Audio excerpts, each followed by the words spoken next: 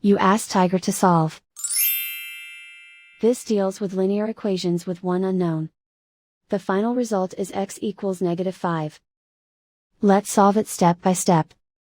Group all x terms on the left side of the equation. Subtract 6x from both sides. Group like terms.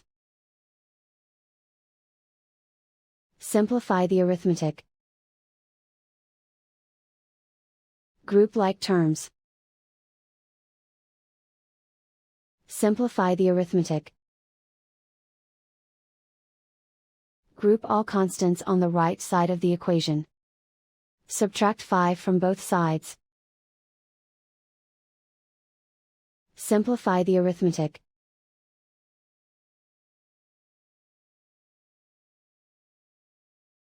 Convert the x into a positive number.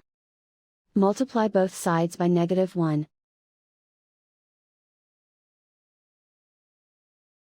Remove the ones. Simplify the arithmetic. And so the final result is x equals -5.